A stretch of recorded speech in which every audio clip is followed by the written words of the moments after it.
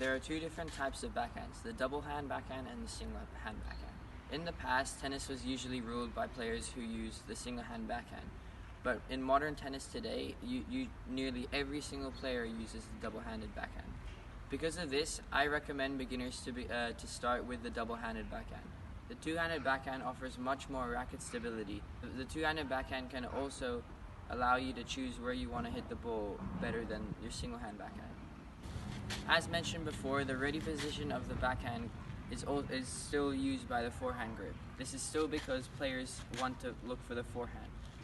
The hand is also still placed on the V, as it can easily manipulate where your hand on the grip goes.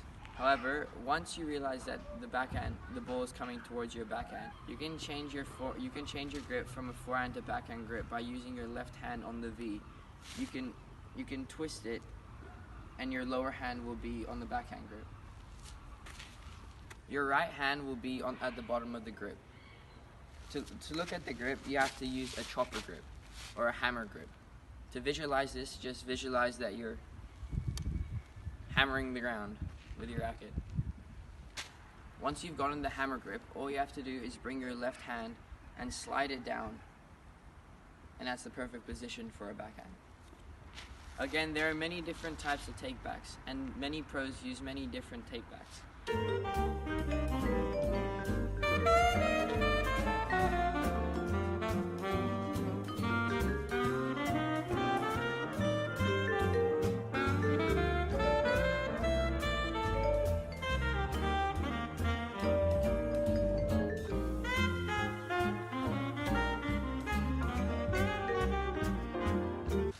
But I suggest to use the shoulder turn, as it can generate power and spin.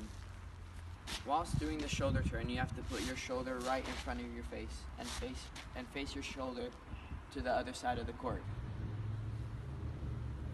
This is how the takeback will look on the backhand.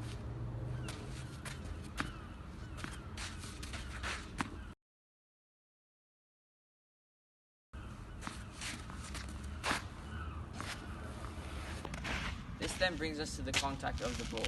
To ensure that you have the cleanest contact of the ball, you have to hit the ball in front of you and follow through with your leg. Yeah.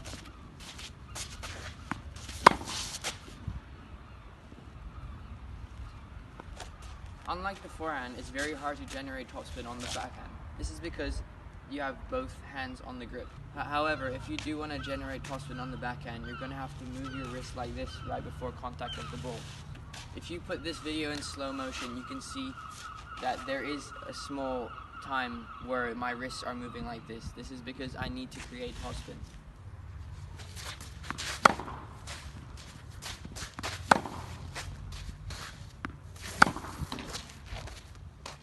However, even then, most backhands are hit flat.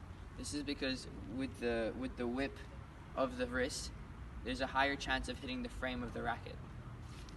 The follow-through of the backhand is very simple, and most professionals use the same one. This is the same follow-through as the forehand. You're going to have to hit the ball, then follow through over your shoulder, and make sure that your eyes are at your elbow level.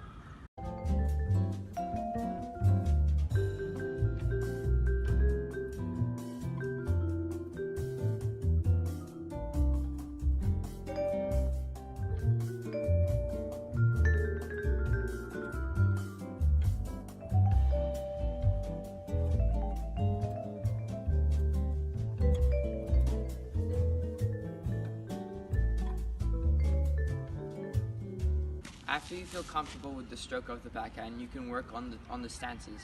Again, like the forehand, there's the closed stance and the open stance. Also with the forehand, the closed stance is usually used in a normal rally ball where you're in position and the ball is rather short. And the open stance is used when you have to go out wide, or if you're in trouble and you don't have time to go to the closed stance. The closed stance of the backhand will look like this.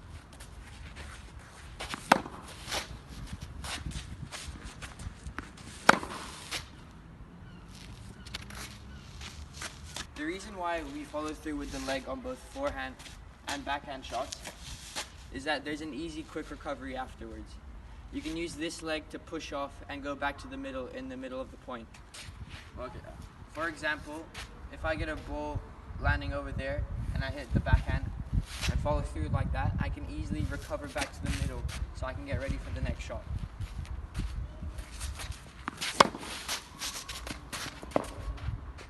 The open stance will look like this.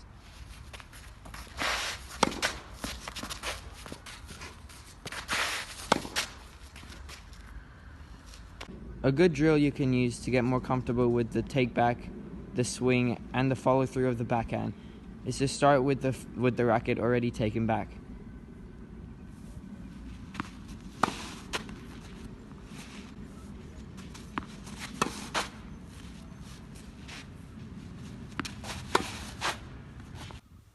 In this video, you can see that the beginner's backhand is not that bad, but he does not bring his foot around after he hits the shot.